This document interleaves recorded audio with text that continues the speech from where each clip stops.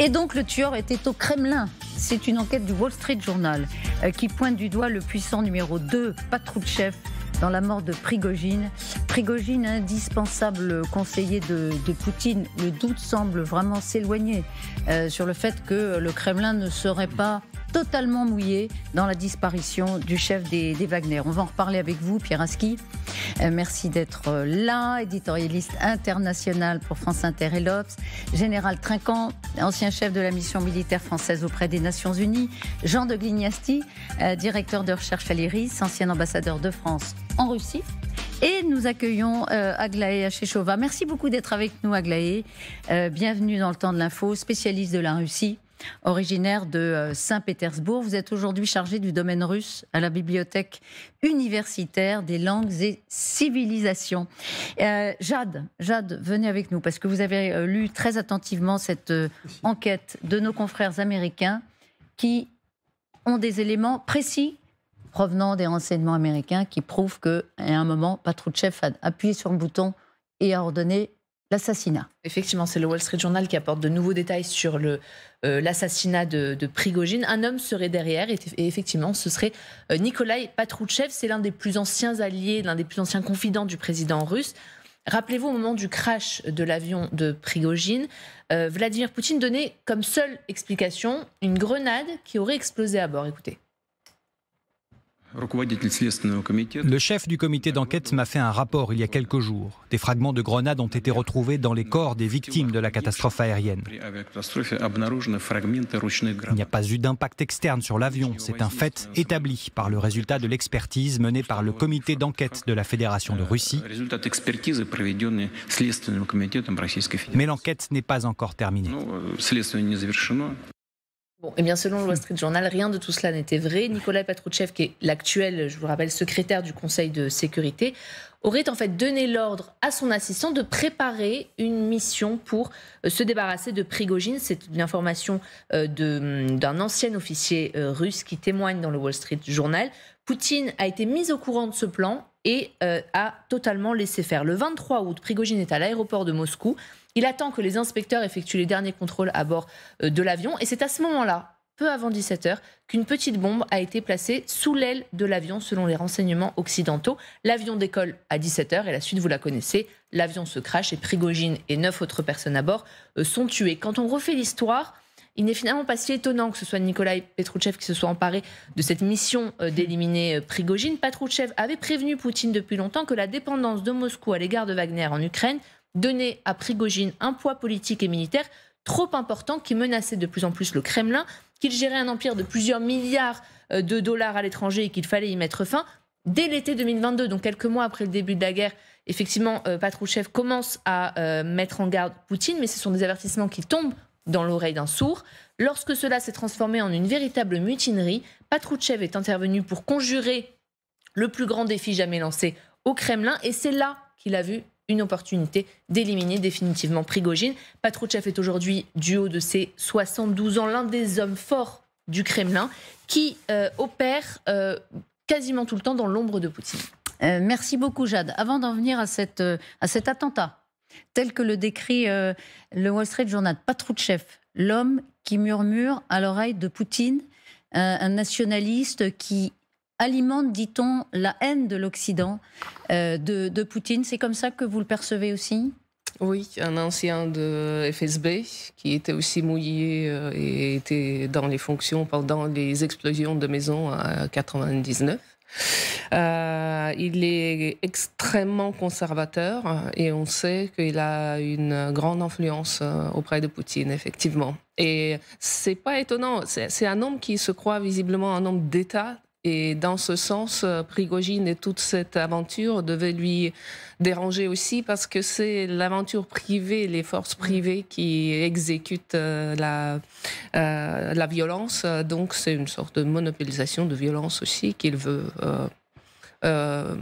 Je ne peux pas dire que je ne peux pas retenir mon étonnement en lisant cet article. Oui, bien sûr. C'est une confirmation. Mais ce qui est intéressant, c'est qu'on a des éléments sur le modus operandi et le fait que peut-être il a prévenu Poutine, mais que Poutine n'a pas, lui, peut-être commandité directement. Mais d'abord, la puissance de Patrouchev au Kremlin, elle est réelle?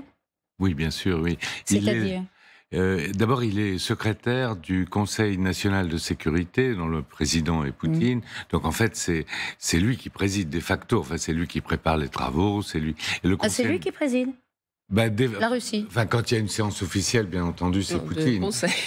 Mais dans la réalité, c'est lui qui réunit les gens, qui appelle, qui fait le travail de secrétariat, etc. Donc il exécute ou il préside. Non, il n'est pas président, il est secrétaire général du Conseil national. Il exécute la politique de Poutine ou il conçoit la politique de Poutine et ensuite il fait en sorte qu'elle soit disons qu'il participe de très près à la mise en œuvre et surtout il coordonne l'action des services de sécurité puisqu'en fait Bortnikov a le SVR, c'est-à-dire la sécurité extérieure, et donc Naryshkin, et puis la sécurité intérieure, c'est-à-dire le FSB, font partie de tout ça. Donc il a un rôle d'animateur, de coordinateur. Bien sûr qu'il ne ferait rien sans l'aval de Poutine, mais c'est parfois simplement un coup de fil ou même la fréquentation quotidienne. Mais c'est l'homme tout puissant en ce qui concerne la sécurité. Un sourcil levé, ça peut être ne pas être un ordre, ça peut être juste un sourcil levé. Un sourcil levé. Qu'est-ce qu'on sait comment l'ordre peut donner il peut juste avoir un esquissement de la tête à sa proposition. Ça suffit, remarquez. Absolument. Dans ce système-là, dans ce système russe. Non, mais dans le système entre les deux, si vous voulez, d'abord, qui ne dit mot consent. C'est-à-dire, je le dis, je vais faire ça, Ponce Pilate, je m'en lave les mains. Et c'est l'autre qui a décidé. Alors c'est assez facile de dire, ça y est, c'est pas Poutine qui a décidé, c'est Patrouchev. Oui, en fait, bien sûr. Évidemment que Poutine était dans la boucle, évidemment qu'il a donné son assentiment, ne serait-ce que par son silence au moment où on lui a proposé l'opération. La question, pardon, Général, c'est de savoir si, sans Patrouchev, Poutine aurait fait exécuter Prigojine. Parce que, comme vous le disiez, Patrouchev était, lui, vraiment conscient du dévoiement que constituait Prigojine en Russie, en termes d'organisation politique. Poutine, non, il a fait ami-ami avec Prigojine très longtemps, il aurait peut-être pu continuer sans Patrouchev. Est-ce qu'on peut répondre à cette question? Non, je pense que d'une certaine façon, laisser faire était plus facile pour lui, de laisser faire les choses. Oui. Et donc, sans Patrouchev, il n'y aurait peut-être pas eu d'attentat. Non, mais on se souvient qu'il y a eu une réunion qui a été rendu public entre le président Poutine et Prigojine, dans lequel, en gros, il lui a dit, écoute, avec tout ce que je t'ai fait, bon, voilà. Et puis ensuite, on passe à autre chose. Et on passe à autre chose. L'appareil de l'État qui est autour, et en particulier Patrouchev, disent, bon, maintenant, OK, le bilan, on va régler. Il y a quelque chose, en revanche, on ne rentre pas dans le détail, mais qui me frappe. Alors, le fait qu'il ait mis une bombe et tout le monde s'en doutait. Mais comment Prigojine a pu croire qu'il allait pouvoir monter avec tout son état-major dans un avion sans mettre en danger sa personne, bien sûr, mais son système?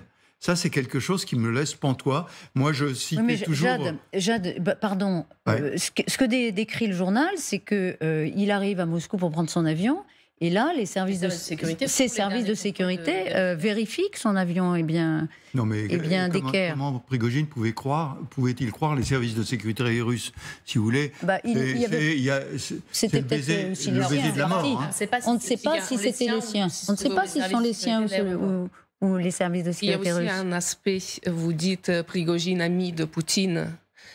Poutine est très fidèle avec les amis anciens, on sait, tous ceux qui sont très proches de lui, il l'accompagne pendant des années. Mais il y avait aussi le mot traître que Poutine prononçait à propos de Prigojine. Et on sait, dans l'affaire de Skripal et l'affaire de Novichok, de poison, que le traître, la traîtrise, c'est le grand péché que Poutine renonce haut et fort. C'était une condamnation à mort. Pour plusieurs, c'était la après la montée vers Moscou de Prigojine. Il était très actif, et le journal le montre, il appelle au moment de la mutinerie, c'est lui qui appelle les dirigeants, c'est lui qui regarde... qui appelle Loukachenko, par exemple, pour avoir les intermèdes dans ses pourparlers avec Prigojine. Donc, Poutine, à ce moment-là, est en retrait et c'est Patrushev qui opère. Et on ne sait pas quelle part d'initiative il a. Donc, vous pensez qu'ils sont... En réalité, ils sont en ligne tous les deux. Il y a pas, même si c'était une obsession sans doute de Patrushev, comme vous l'avez dit. On a très peu de gens qui ont encore accès à Poutine actuellement. Ils sont comptés. Ils sont combien? C'est une poignée les plus proches, je dirais pas plus que 10. Pas plus que 10, plus près de 5 que de 10 peut-être. Écoutez, je ne sais pas si tout ce qu'il y a dans l'article est vrai, mais en tout cas, personne n'est vraiment surpris, parce que c'était les discussions qu'on avait au moment de l'attentat contre Prigojine.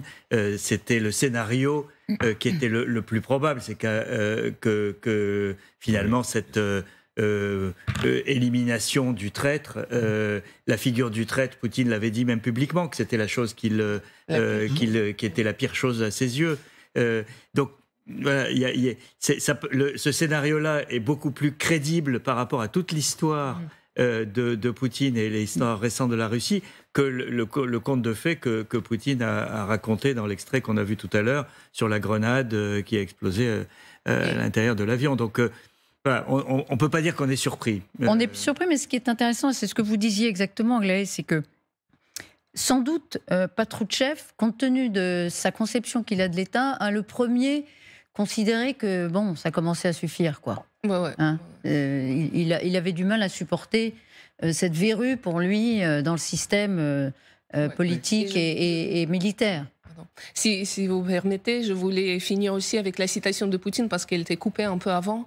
Mais en fait, c'est l'œuvre ou chef-d'œuvre de Poutine à ces phrases parce qu'il explique qu'on a trouvé les parties de grenades dans les corps des gens et malheureusement, on n'a pas fait les analyses pour les stupéfiants et l'alcool. Et tout ça s'est dit en telle manière que tout le monde comprend que Prigojine, ivre et drogué, s'est fait exploser par une grenade presque en suicidaire. Ah, vous trouvez que c'est bien fait? C'est bien fait. Mais c'est juste... J'aime pas cette arme, mais je ne peux pas admirer l'artistisme de ce mensonge. Là, vous trouvez que c'est un mensonge très bien ciselé. Vérité alternative, une fois de plus. Oui, mais vous avez vu, dans la suggestion... Non, pour que tout le monde entende oui, c'est quand même un non. Bon, en tout cas, vous n'avez jamais cru, vous, évidemment, Aglaé, que ça puisse être quelqu'un d'autre que le Kremlin, enfin, qu'un membre du Kremlin qui a fait sauter Prigojine. Maintenant, on a un nom encore plus précis, celui qui peut-être a organisé tout ça, parce que ça fait partie de ses prérogatives. Patrushev. Est-ce que Patrushev peut prendre l'ascendant sur Poutine? On parlait tout à l'heure dans le régime autocrate, oui. Ouais. Si les proches de Poutine décident que soit il n'est pas assez virulent, pas assez conservatif, que leur empêche de faire un coup d'État. Patrushev pourrait être un remplaçant de Poutine si Poutine devait sauter.